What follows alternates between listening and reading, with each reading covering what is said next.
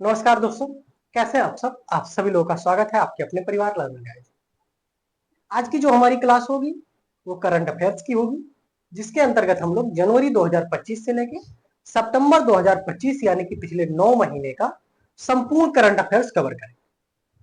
इसके अंतर्गत हम लोग 30 से 35 क्वेश्चन का डेली एक एक प्रैक्टिस सेट लेके आने वाले हैं और आने वाले लगभग एक महीने में मान के चलिए हम लोग 30 से 35 प्रैक्टिस सेट कवर करेंगे। जैसा कि आप सभी लोग जानते हैं, आने वाले 12 अक्टूबर को यूपीपीसीएस का एग्जाम है, उसके बाद यूपीएसआई का एग्जाम और अन्य एग्जाम की दृष्टि से ये क्लास बहुत ही इंपॉर्टेंट होने वाली है। तो बात करें अगर पहले क्वेश्चन की हमारा, तो पहला क्वेश्चन हमारा हो जाएगा यूपीआई के बड़े भुगतान के संदर्भ में।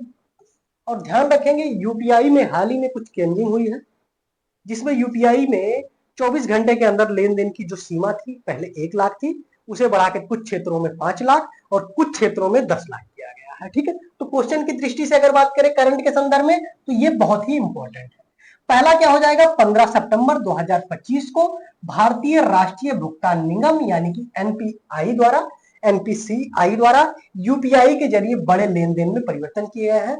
वर्तमान में अगर बात करें तो उपभोक्ता से दुकानदार यानी कि दुकानदार अथवा कारोबारी यानी कि आपका क्या हो जाएगा, पर्सन टू मर्चेंट। ठीक है, पर्सन टू मर्चेंट की अगर बात करें तो किए जाने वाले भुगतान की सीमा जो है वो अब कितना बढ़ा के कर दी गई है, तो एक दिन में 10 लाख रुपए तक मैक्सिमम ये भुगतान किया जा सकता है।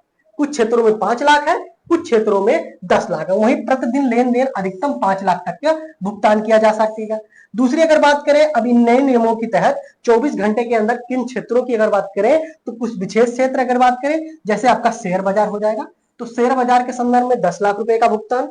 इंश्योरेंस प्रीमियम की अगर बात करें तो इसमें भी आपका 10 लाख हो जाएगा। क्रेडिट कार्ड बिल भुगतान की अगर बात करें तो आपका 6 लाख हो जाएगा और यात्रा भुगतान की अगर बात करें तो आपका 10 लाख रुपया प्रतिदिन यानी कि 24 घंटे के भीतर इतना आप भुगतान कर सकते हैं। दिए गए कूट के सही उत्तर चुनना है, कौन कौन से सही है, तो आपका 1 और 2 दोनों सही है। यूपीआई में फेरबदल यानी कि चेंजिंग हुई है, तो एग्जाम की दृष्टि से करंट अफेयर्स की दृष्टि से ये आपका इंपॉर्टेंट क्वेश्चन हो जाएगा। अगला हमारा हो जाएगा जैसा कि यूपीआई में मैंने आपको बताया शुरुआती में कितना था, तो 1 लाख था, वर्तमान में 5 लाख कुछ क्षेत्रों में, कुछ क्षेत्रों में 10 लाख हुआ है। नेक्स्ट हमारा हो जाएगा निम्नलिखित कथनों में से कौन सा कथन असत्य है, उसे हमें चयन करना है यानी कि चूज करना है। तो हाल ही में भारत के 15वें उपराष्ट्रपति के रूप में सीपी राधाकृष्णन ने शपथ लिया है। सीपी राधाकृष्णन की अगर बात करें तो ये कौन से, तो 15वें उपराष्ट्रपति के रूप में शपथ लिए हैं। इससे पहले यानी कि 14वें उपराष्ट्रपति के कौन थे, तो जगदीप धनखड़ थे। 14वें उपराष्ट्रपति कौन से, तो आपका हो जाएगा जगदीप धनखड़। 15वें कौन, तो आपका सीपी राधाकृष्णन। इनको शपथ कौन दिलाया, तो इनको शपथ दिलाया राष्ट्रपति, और वो कौन है, तो द्रौपदी मुर्मू है। सभी लोग ध्यान रखेंगे कौन है वर्तमान में राष्ट्रपति, तो द्रौपदी मुर्मू, इन्होंने शपथ दिलाया। सीपी राधाकृष्णन का फुल फॉर्म अगर देखें तो आपका चंद्रपुरम पोन्नुस्वामी राधाकृष्णन इनका पूरा नाम है।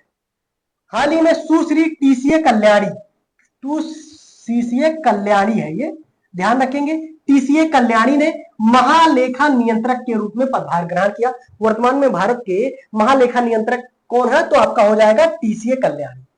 20वें मुख्य निर्वाचन आयुक्त रमेश कुमार ने 19 फरवरी 2025 को शपथ लिया, तो ये आपका गलत हो जाएगा, ध्यान रखेंगे। ये रमेश कुमार ने होके कौन किसने शपथ लिया, तो आपका ज्ञानेश कुमार हो जाएगा।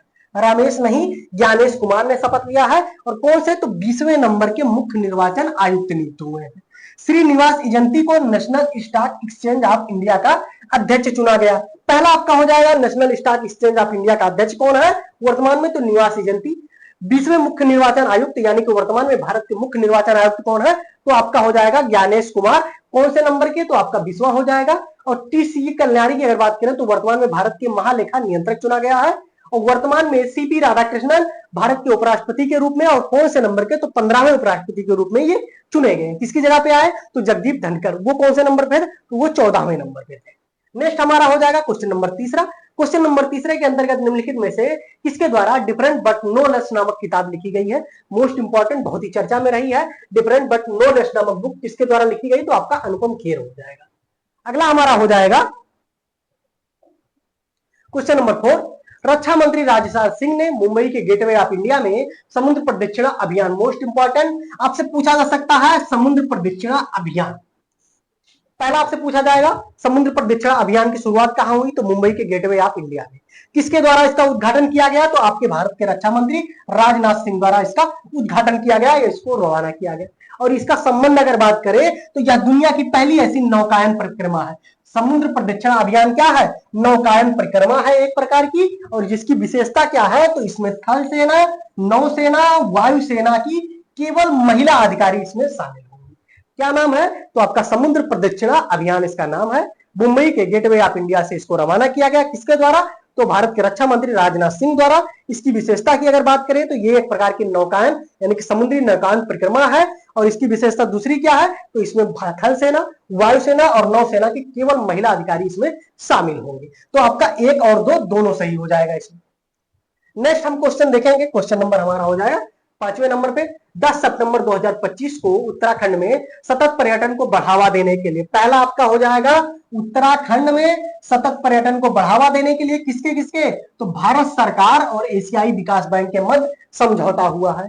और कितने डॉलर की, तो आपका 125 मिलियन अमेरिकी डॉलर, यानी कि 126.42 मिलियन अमेरिकी डॉलर। इसको आप मोटा मोटा 125 मिलियन अमेरिकी डॉलर के रूप में याद कर सकते हैं। एशियाई विकास बैंक की अगर बात करें तो एशियाई विकास बैंक के बारे में थोड़ी सी जानकारी करते हैं। इसकी स्थापना कब हुई, तो 1966 में। और इसका मुख्यालय कहां है, तो फिलीपींस यानी कि मनीला में इसका मुख्यालय है। वर्तमान में इसके अध्यक्ष कौन है, तो मात्सुगु अस्कावा जो है वर्तमान में एशियाई विकास बैंक के अध्यक्ष है। कौन, तो मात्सुगु अस्कावा। सदस्य देशों की अगर बात करें वर्तमान में इसके कुल कितने सदस्य हैं एशियाई विकास बैंक के, तो टोटल 69 सदस्य है। और सबसे लास्ट यानी कि 69वां सदस्य कौन है, तो आपका इजराइल हो जाएगा। इससे बाहर इससे क्वेश्चन नहीं पूछा जाएगा, ठीक है। तो हमारा हो गया क्वेश्चन नंबर 5वां, कहां पे, तो उत्तराखंड में सतत पर्यटन को बढ़ावा देने के लिए किसके किसके मध्य, तो एशियाई विकास बैंक और भारत सरकार के मध्य समझौता हुआ।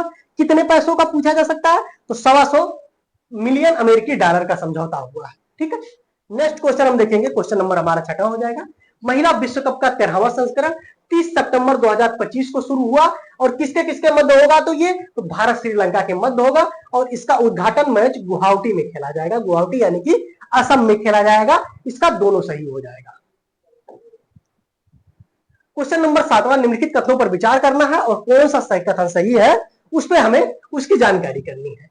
पहला हमारा हो जाएगा 11 सितंबर 2025 को दुबई के प्रिंस, दुबई में क्या हुआ है, तो ध्यान रखेंगे भारतीय प्रबंधन संस्थान यानी कि IIM अहमदाबाद के पहले अंतरराष्ट्रीय कैंपस का उद्घाटन कहां हुआ है, तो दुबई में। एक क्वेश्चन ये बन गया।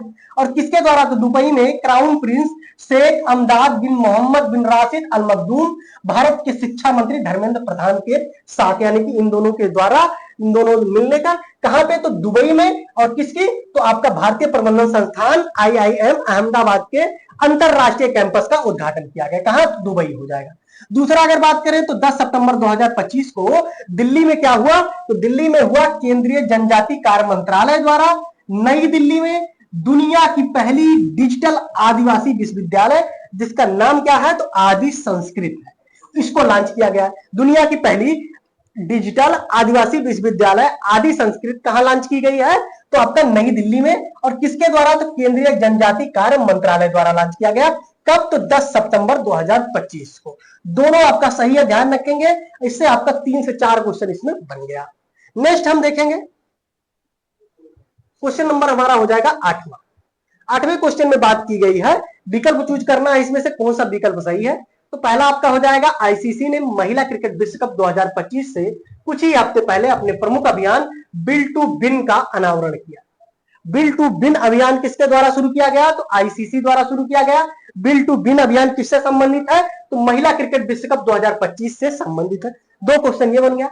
इस अभियान का फिल्म संस्करण जो सामान्य टिकट बिक्री के खुलने के साथ लॉन्च किया गया, महिला क्रिकेट में दृढ़ संकल्प, बलिदान और लचीलेपन की भावना को दर्शाता है, ठीक है। ये इसके बारे में दिया हुआ है। चूज करना आपको कौन सा सही है, तो ध्यान रखेंगे 1 और 2 दोनों सही है।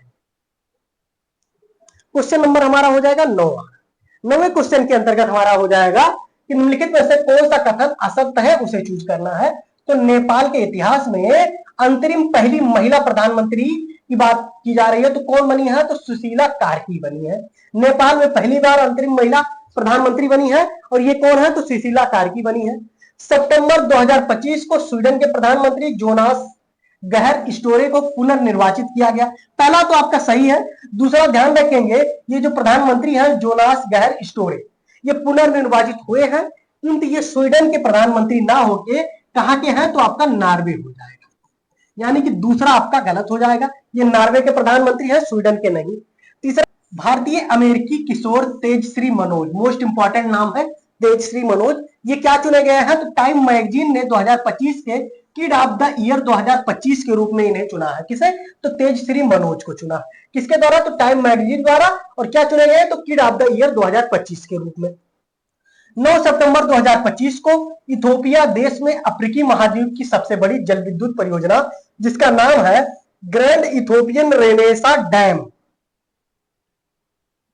का उद्घाटन किया गया है। पहला आपसे पूछा जा सकता है, ध्यान रखेंगे, ये अफ्रीका महाद्वीप की सबसे बड़ी जल विद्युत परियोजना है, जिसका नाम क्या है, तो इथोपियन रेनेसा डैम है। और कहां पे हुआ, तो इथोपिया में हुआ, यानी कि ये भी आपका अफ्रीका में स्थित है। तो आपका पहला ए, सी और डी सही है, और ये आपका बी जो है वो गलत है। स्वीडन के प्रधानमंत्री की बात की जा रही है, यहाँ पे है कहां के प्रधानमंत्री, तो ये नॉर्वे के प्रधानमंत्री है जोनास गहर स्टोरे, ये स्वीडन के प्रधानमंत्री नहीं है। नेक्स्ट हमारा हो जाएगा क्वेश्चन नंबर हमारा 10वां। 10वें क्वेश्चन में बात की गई है निम्नलिखित कथनों पर विचार करनी है, इसमें से कौन से कथन सही है उसका अध्ययन करना है। पहला आपका हो जाएगा 23 जुलाई 2025 को केंद्र सरकार ने राष्ट्रीय स्तर पर प्रभाव डालने वाले किसी भी बड़ी आपदा की स्थिति से निपटने के लिए कैबिनेट सचिव की अध्यक्षता में राष्ट्रीय संकट प्रबंधन समिति का गठन किया। एक तो ये हो जाएगा राष्ट्रीय प्रबंधन समिति, यानी कि राष्ट्रीय संकट प्रबंधन समिति का गठन किसके द्वारा शुरू किया गया, तो आपका केंद्र सरकार हो जाएगा। दूसरी अगर बात करें तो जुलाई 2025 में भारतीय प्रबंधन संस्थान कोझिकोड, ये कहां पे है, तो केरला में स्थित है।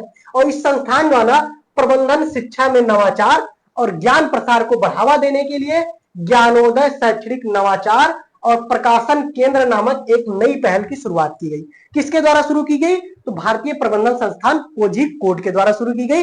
और ये कहां पे है, तो ये केरला में है। क्या शुरू किया गया, तो ज्ञानोदय शैक्षणिक नवाचार और प्रबंधन केंद्र नामक एक नई पहल की शुरुआत की गई, अर्थात इसमें एक और दो दोनों सही हो जाएगा। नेक्स्ट हमारा हो जाएगा क्वेश्चन नंबर 11। क्वेश्चन नंबर 11 में बात की गई है कि जुलाई 2025 में किस राज्य ने शहरी गरीब महिलाओं को सशक्त बनाने के लिए डिजी लक्ष्मी योजना की अगर बात करें तो ये किस राज्य द्वारा शुरू किया गया है, तो आपका आंध्र प्रदेश हो जाएगा। और इस डिजी लक्ष्मी योजना का संबंध किससे है, तो शहरी गरीब महिलाओं को सशक्त बनाना इसका उद्देश्य हो जाएगा। नेक्स्ट क्वेश्चन हम देखेंगे, क्वेश्चन नंबर हमारा हो जाएगा 12। 12 में बात की गई है कौन सा कथन, निम्नलिखित कथनों पर विचार करना है, कौन सा कथन सही है उसको चूज करना है आपको। बात करेंगे, पहला हो जाएगा हमारा भारत का पहला पूर्णतः स्वदेशी भूतापीय ऊर्जा संयंत्र तवांग यानी कि अरुणाचल प्रदेश में स्थापित किए जाने की घोषणा की गई है। मोस्ट इंपॉर्टेंट ये क्या है, तो भारत का पहला पूर्णतः स्वदेशी भूतापीय ऊर्जा संयंत्र है। कहां स्थापित होगा, तो तवांग यानी कि अरुणाचल प्रदेश में स्थापित होगा। और इसके लिए समझौता कौन कौन मिलकर स्थापित करेगा, तो पृथ्वी विज्ञान मंत्रालय, हिमालयन अध्ययन केंद्र और श्री राम औद्योगिक अनुसंधान संस्थान द्वारा इस समझौता पर हस्ताक्षर किया गया। 3 संस्थाओं द्वारा मिलकर स्थापना होगी किसके, तो पृथ्वी विज्ञान मंत्रालय, हिमालयन अध्ययन केंद्र और श्री राम औद्योगिक अनुसंधान संस्थान। क्या, तो भारत का पहला पूर्णतः स्वदेशी भूतापीय ऊर्जा संयंत्र कहां पे, तो अरुणाचल प्रदेश के तवांग क्षेत्र में। जुलाई 2025 में असम राज्य सरकार ने मानव हाथी संघर्ष के समाधान हेतु गज मित्र योजना की शुरुआत की। गज मित्र योजना किसके द्वारा शुरू किया गया, तो असम सरकार द्वारा। और बात करें कि गज मित्र योजना का संबंध किससे है, तो मानव हाथी संघर्ष को कम करना इसका मुख्य उद्देश्य है। कौन सा सही हो जाएगा, तो आपका 1 और 2 दोनों सही हो जाएगा। नेक्स्ट हम देखेंगे, क्वेश्चन नंबर हमारा हो जाएगा 13।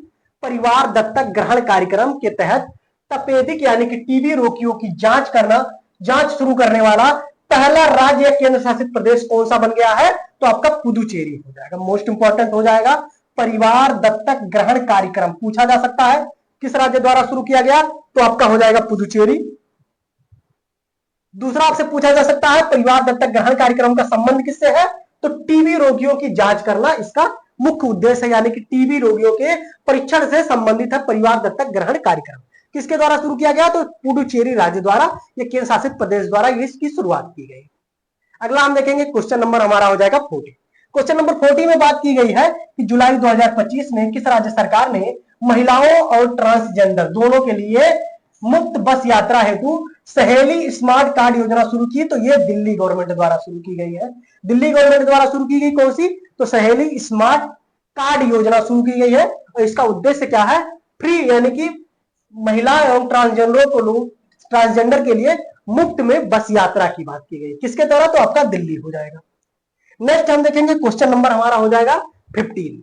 15 नंबर क्वेश्चन में बात की गई है हमारी कि 1 जुलाई 2025 में भारत का पहला AI प्लस कैंपस स्थापित करने की घोषणा आंध्र प्रदेश के अमरावती राज्य में की गई है। ध्यान रखेंगे यह क्या है? तो यह भारत का पहला AI कैंपस होगा। कहां स्थापित होगा? तो आपका हो जाएगा आंध्र प्रदेश के अमरावती में स्थापित होगा। और 12 जुलाई 2025 को असम के मुख्यमंत्री हेमंता बिश्व शर्मा ने भारत के पहले जल प्रौद्योगिकी केंद्र एक्वाटेक पार्क का उद्घाटन किया। और कहां पे? तो बागीवाड़ी सोनापुरा गुवाहाटी में किया है। पूछा जा सकता है आपसे कि भारत के पहले जल प्रौद्योगिकी केंद्र, भारत के पहले जल प्रौद्योगिकी केंद्र का उद्घाटन कहां किया गया? तो आपका हो जाएगा असम। दूसरा आपसे पूछा जा सकता है इसी को दूसरी भाषा में, भारत के पहले जल प्रौद्योगिकी केंद्र का नाम क्या है, किस नाम से शुरू किया गया? तो आपका एक्वाटेक पार्क के नाम से शुरू किया गया है। ठीक है। तीसरा आपसे पूछा जा सकता है कहां पे? तो असम में। उद्घाटन कौन किया? तो हेमंता बिश्व शर्मा ने। और तीसरा आपसे असम ना देके बागीवाड़ी सोनापुरा दे सकता है, गुवाहाटी में है। तो ध्यान रखिएगा इस शब्द को, इन दोनों स्थानों को भी आप ध्यान रखिएगा। ठीक है। इसमें सही कौन से है? तो एक और दो दोनों सही है। भारत का पहला AI प्लस कैंपस स्थापित करने की घोषणा कहां, यानी कि कहां होगी? तो आपका आंध्र प्रदेश हो जाएगा। ठीक है। नेक्स्ट क्वेश्चन हमारा हो जाएगा क्वेश्चन नंबर 16। 11 से 13 सितंबर 2025 को कहां पर पहली वैश्विक पांडुलिपि धरोहर सम्मेलन का आयोजन किया जाएगा? ध्यान रखेंगे क्या हो जाएगा ये? पहली वैश्विक पांडुलिपि धरोहर सम्मेलन का आयोजन कहां किया जाएगा? तो ये आपका हो जाएगा मुंबई में, सॉरी नई दिल्ली हो जाएगा। ये मुंबई नहीं होगा, नई दिल्ली होगा। कब होगा? तो 11 से 13 सितंबर को हुआ है 2025 में। ये क्या है? तो पहली वैश्विक पांडुलिपि सम्मेलन, पांडुलिपि धरोहर सम्मेलन का आयोजन कहां हुआ? तो नई दिल्ली हो जाएगा। निम्नलिखित कथनों पर विचार करना है। राज्यपाल एक तरफ दिया हुआ है, दूसरी तरफ राज्य का नाम दिया हुआ है और आपको मिलान करना है। पहला आपका राज्यपाल की अगर बात करें तो आचार्य देवव्रत, ये कहां के राज्यपाल है? तो ये महाराष्ट्र के हैं। लक्ष्मण प्रसाद आचार्य की बात करें तो ये वर्तमान में असम के राज्यपाल हैं। असम के CM कौन है? तो हेमंता बिश्व शर्मा, बहुत ही चर्चित व्यक्ति हैं। CH विजय शंकर की अगर बात करें तो ये वर्तमान में मेघालय के राज्यपाल हैं। और थावर चंद गहलोत जो है ये तेलंगाना के राज्यपाल ना होकर वर्तमान में कहां के राज्यपाल हैं? तो ये कर्नाटका के हैं। ठीक है, कर्नाटका, यानी कि डी इसमें सुमेलित नहीं था, बाकी तीनों सुमेलित था। और डी अब आपका क्या हो जाएगा? थावर चंद गहलोत, ये कहां के? तो कर्नाटका के वर्तमान में राज्यपाल है। नेक्स्ट क्वेश्चन हमारा हो जाएगा क्वेश्चन नंबर 18। 17 जुलाई 2025 को भारत सरकार ने वार्षिक स्वच्छ सर्वेक्षण 2024-25 के तहत किस शहर को सबसे स्वच्छ बड़ा शहर के रूप में घोषित किया है? तो ये कौन सा शहर हो जाएगा? तो ये आपका हो जाएगा अहमदाबाद। कौन सा शहर हो जाएगा? तो आपका अहमदाबाद हो जाएगा। नेक्स्ट हम देखेंगे 17 जुलाई 2025 को भारत सरकार ने किस शहर को वेस्ट गंगा टाउन शहर के रूप में घोषित किया? तो वेस्ट गंगा टाउन शहर आपका प्रयागराज हो जाएगा। अगला हमारा हो जाएगा निम्नलिखित कथनों पर विचार करना है। दो कथन दिए हुए हैं और आपको कूट दिया हुआ है नीचे, कौन से कूट इसमें कौन से कथन सही है, उन सही कूट को चुनना है। 4 जुलाई 2025 को केंद्रीय मंत्री ने बताया कि इंडिया पोस्ट यानी कि भारतीय डाक देश भर में 1,44,000 से अधिक सेवा केंद्र है इसके, और इसलिए ये क्या है? ये भारत का सबसे बड़ा लॉजिस्टिक नेटवर्क बन गया। तो पहला तो आपका सही है। दूसरा अगर बात करें तो भारतीय डाक विभाग जो है यानी कि इंडिया पोस्ट भारत सरकार के केंद्रीय संचार ब्यूरो के अधीन कार्यरत है। ध्यान रखेंगे ये भारत सरकार के केंद्रीय संचार ब्यूरो के अधीन कार्यरत नहीं है। ये किसके अधीन कार्य करता है? तो केंद्रीय संचार मंत्रालय के अधीन कार्य करता है। पहला तो आपका ये हो जाएगा। किसके अधीन कार्य करता है? तो केंद्रीय संचार मंत्रालय के अधीन कार्य करता है, मंत्रालय के अधीन कार्य करता है। तो आपका दूसरा गलत हो जाएगा, केवल इसमें पहला हो जाएगा, यानी कि ए विकल्प इसमें सही हो जाएगा। दुनिया का सबसे बड़ा नेटवर्क संचालित करता है, ये कथन आपका सही हो जाएगा, लेकिन ये भारत सरकार के केंद्रीय संचार ब्यूरो के अधीन कार्यरत है, ये आपका गलत हो जाएगा। भारत सरकार के केंद्रीय संचार मंत्रालय के अधीन कार्य करता है, यानी कि भारतीय डाक विभाग। एस्प्री योजना, एस्प्री मोस्ट इंपॉर्टेंट हो जाएगा। हाल ही में एस्प्री क्या है, एस्प्री योजना, इसको थोड़ा सा हम लोग अध्ययन करेंगे। तो जुलाई 2025 से 31 दिसंबर 2025 तक सक्रिय रहने वाले एस्प्री 2025 योजना, एस्प्री का फुल फॉर्म क्या है, तो scheme to promote registration of employers अथवा एम्प्लॉइज को। कर्मचारी बीमा निगम की 196वीं बैठक कहां पे हुई, तो आपका शिमला में हुई। पहला तो आप क्या ये हो गया। एस्प्री का फुल फॉर्म क्या हो जाएगा, तो scheme to promote registration of employers अथवा एम्प्लॉइज हो जाएगा। और इस एस्प्री योजना का संबंध किससे है, तो इस योजना का संबंध है या उद्देश्य है असंगठित व असमय कार्यरत जो कर्मचारी या नियोक्ता है, उनको क्या है, तो उनको सामाजिक सुरक्षा के दायरे में लाना इसका उद्देश्य है। कर्मचारी राज्य बीमा निगम की 196वीं बैठक कहां हुई, तो आपका शिमला हो जाएगी। 3 से 4 क्वेश्चन इससे बनता आपका। नेक्स्ट हम देखेंगे, तो ध्यान रखेंगे इसमें 1 और 2 दोनों सही हो जाएगा। अगला हमारा हो जाएगा क्वेश्चन नंबर 22। 25 जुलाई 2025 को भारतीय संसद ने इलाहाबाद उच्च न्यायालय के किस न्यायमूर्ति के खिलाफ महाभियोग की प्रक्रिया शुरू कर दी है, तो ये न्यायमूर्ति प्रमोद श्रीवास्तव के खिलाफ शुरू की गई है। निम्नलिखित में से वर्तमान में राज्यसभा के उपसभापति के रूप में कौन कार्यरत है, तो वर्तमान में राज्यसभा के उपसभापति के रूप में कौन कार्यरत है, तो हरिवंश नारायण सिंह।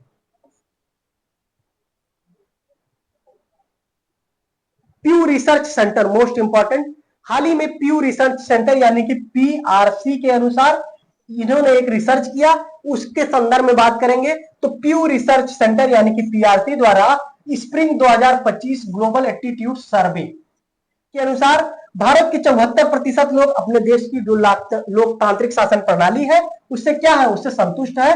और इस आधार पे भारत क्या है, भारत लोकतंत्र संतुष्टि में विश्व में दूसरे स्थान पे है।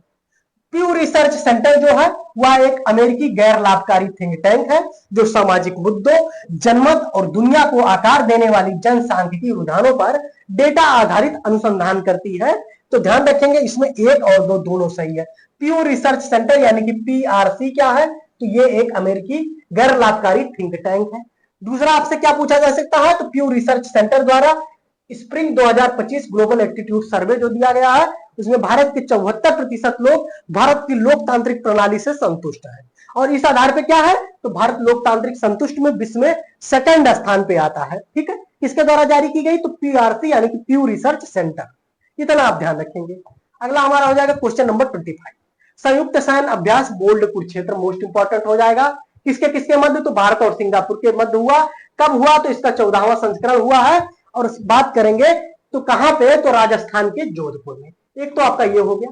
दूसरा वंस एलिफेंट्स लिव्स हियर के लिए, ये वंस एलिफेंट्स लिव्स हियर एक बुक है, इसके लिए ब्रिटिश पेन ट्रांसलेट पुरस्कार किसे मिला है, तो गीतांजलि श्री को मिला है। तो आपका 1 और 2 दोनों सही हो जाएगा इसमें। 17 जुलाई 2025 को भारत सरकार ने किस शहर को बेस्ट सफाई मित्र सुरक्षित शहर के रूप में घोषित नहीं किया है, मोस्ट इंपॉर्टेंट हो जाएगा। 17 जुलाई 2025 को भारत सरकार ने किस शहर को बेस्ट सफाई मित्र सुरक्षित शहर के रूप में घोषित नहीं किया, क्वेश्चन नंबर 26। तो ये आपका कौन सा हो जाएगा, तो मुंबई हो जाएगा। बाकी तीनों घोषित किए गए, विशाखापट्टनम, जबलपुर और गोरखपुर को बेस्ट सफाई मित्र शहर घोषित किया गया है इन तीनों को, और आपका मुंबई को घोषित नहीं किया गया। अगला आप देखेंगे क्वेश्चन नंबर हमारा हो जाएगा 27। किस देश में जापाड नामक बहुराष्ट्रीय अभ्यास शुरू किया गया है, तो जापाड की अगर बात करें तो ये बहुराष्ट्रीय अभ्यास है और ये किस देश में शुरू हुआ है, तो आपका हो जाएगा रूस, यानी कि 27 का आपका बी हो जाएगा। कहां पे, तो आपका रूस में शुरू किया गया है। नेक्स्ट क्वेश्चन हम देखेंगे, क्वेश्चन नंबर हमारा हो जाएगा 28। 28 में अगर बात करें हम तो 1 सितंबर यानी कि पहला आपका हो जाएगा 14 सितंबर 2025 को प्रधानमंत्री नरेंद्र मोदी ने असम के गोलाघाट जिले में स्थित नुमालीगढ़ रिफाइनरी लिमिटेड देश की पहली बांस आधारित बायो रिफाइनरी का उद्घाटन और पॉलीप्रोपिलीन यूनिट की आधारशिला रखी। किसके द्वारा रखी गई, तो प्रधानमंत्री नरेंद्र मोदी द्वारा रखी गई, और ये देश की पहली बांस आधारित बायो रिफाइनरी है। और इसकी आधारशिला कहां रखी गई मोदी द्वारा? तो असम के गोलाघाट जिले में। नाम क्या है? तो नुमालीगढ़ रिफाइनरी लिमिटेड इसका नाम है, और ये देश की पहली बांस आधारित बायो रिफाइनरी और पॉलीप्रोपिलीन यूनिट है। ठीक है, इस अत्याधुनिक प्लांट को शून्य अपशिष्ट यानी कि जीरो वेस्ट तकनीक पे तैयार किया गया है, और ये बांस के पौधों के सभी हिस्से का यहाँ पे इस्तेमाल होगा। तो इसमें कौन सा सही है आपका? एक और दो, दोनों सही हो जाएगा। ठीक है, अगला क्वेश्चन हमारा आ जाएगा क्वेश्चन नंबर 29। 10 लाख से अधिक जनसंख्या वाली श्रेणी में वायु स्वच्छ सर्वेक्षण 2025 में पहला स्थान किसे प्राप्त हुआ है? 10 लाख से अधिक जनसंख्या वाली राज्य की बात की जा रही है, क्वेश्चन नंबर 29, और इसमें स्वच्छ वायु सर्वेक्षण पुरस्कार 2025 में पहला स्थान कौन प्राप्त किया? तो आपका इंदौर हो जाएगा। नेक्स्ट हम देखेंगे क्वेश्चन नंबर हमारा हो जाएगा 30। क्वेश्चन नंबर 30 में बात की गई है कि निम्नलिखित कथनों पर विचार करना है, इसमें से कौन से सही कथन है उसे चूज करना है। तो पूर्वोत्तर राज्य Arunachal Pradesh, most important question है, सभी लोग ध्यान रखेंगे। पूर्वोत्तर राज्य अरुणाचल प्रदेश के अंजी जिले में, अंजी जिले के कौन सा गांव? तो डोंग गांव, याद रखिएगा, डोंग गांव। ये क्या कर रहा है? ये अपना पहला सूर्योदय महोत्सव आयोजित करने जा रहा है, और इसका लक्ष्य क्या है? अब सूर्योदय महोत्सव की अगर बात करें तो 29 दिसंबर 2025 से 2 जनवरी 2026 तक ये चलेगा। इसका उद्देश्य क्या है? तो डोंग भारत का सबसे पूर्वी गांव है, यहां प्रतिदिन सूर्य की पहली किरणें पड़ती हैं। इस महोत्सव का उद्देश्य क्या है? तो सुदूर सीमावर्ती क्षेत्रों में पर्यटन, साहसिक कार्य और सांस्कृतिक विरासत को बढ़ावा देना इसका उद्देश्य है। चर्चा में रहा डोंग गांव, कहां स्थित है? तो अरुणाचल प्रदेश में। और इसकी विशेषता क्या है? तो ये भारत का सबसे पूर्वी गांव है, यहां प्रतिदिन सूर्य की किरणें सबसे पहले पड़ती हैं। अगस्त 2025 को किस देश ने FP5 फ्लेमिंगो नामक अपनी पहली लंबी दूरी की क्रूज मिसाइल का परीक्षण किया है? तो किसके द्वारा शुरू किया गया, परीक्षण किया गया? ये तो यूक्रेन द्वारा परीक्षण किया गया है। FP5 फ्लेमिंगो किसके द्वारा? ये क्या है? तो लंबी दूरी की क्रूज मिसाइल परीक्षण है, किसके द्वारा किया गया? तो आपका यूक्रेन। क्वेश्चन नंबर हमारा 32 हो जाएगा। 10 सितंबर 2025 को जारी ब्लूमबर्ग बिलियनर्स इंडेक्स के अनुसार दुनिया के सबसे अमीर व्यक्ति किसकी संस्था, कौन सी संस्था? तो ब्लूमबर्ग बिलियनर्स इंडेक्स के अनुसार दुनिया के सबसे अमीर व्यक्ति कौन है? तो लैरी एलिसन हो जाएंगे। फ्रांसीसी राष्ट्रपति 9 सितंबर 2025 में किसे फ्रांस का नया प्रधानमंत्री नियुक्त किया गया है? तो फ्रांसीसी राष्ट्रपति द्वारा नियुक्त किया गया किसे? तो आपका हो जाएगा सेबेस्टियस लेकार्नो। और ये इमैनुअल मैक्रो जो है वर्तमान में फ्रांस के क्या है? तो राष्ट्रपति है। और प्रधानमंत्री कौन चुने गए? तो सेबेस्टियन लेकार्नो को प्रधानमंत्री वहां का चुना गया है। क्वेश्चन नंबर हमारा हो जाएगा 34। इसमें कुछ ऑपरेशन दिया हुआ है और किससे वो ऑपरेशन संबंधित है। जैसे ऑपरेशन से संबंधित क्वेश्चन आपके एग्जाम में बार बार पूछा जाता है, तो ध्यान रखेंगे सभी लोग। ऑपरेशन फाल्कन जो है वो असम राज्य में संबंधित है और गैरों के अवैध शिकार के विरुद्ध जारी किया गया। ऑपरेशन ब्रह्मा की अगर बात करें तो यह श्रीलंका के विरुद्ध ना होकर म्यांमार से यह संबंधित है। यह किससे संबंधित है? तो म्यांमार में। ऑपरेशन महादेव की अगर बात करें तो यह आतंकवाद विरोधी अभियान है। और ऑपरेशन अलर्ट जो है ये कहां से हो जाएगा? तो आपका राजस्थान मेघालय बॉर्डर से संबंधित है। यानी कि आपका बी गलत हो जाएगा, बाकी तीनों इसमें सही हो जाएगा। नेक्स्ट हमारा हो जाएगा क्वेश्चन नंबर 35। इसमें भी ऑपरेशन की बात की गई है। तो ऑपरेशन डेथ स्पाइडर यूक्रेन से संबंधित है। ऑपरेशन राइजिंग लायन इजराइल से संबंधित है। ऑपरेशन मिडनाइट हैमर ये इराक दिया हुआ, ध्यान रखेंगे, ये किससे संबंधित है? तो ईरान से संबंधित है। और किसके द्वारा ऑपरेशन किया गया ऑपरेशन मिडनाइट हैमर? तो अमेरिकी द्वारा किया गया है, यानी कि अमेरिका द्वारा, और ईरान के परमाणु स्थलों को निशाना बनाया गया था।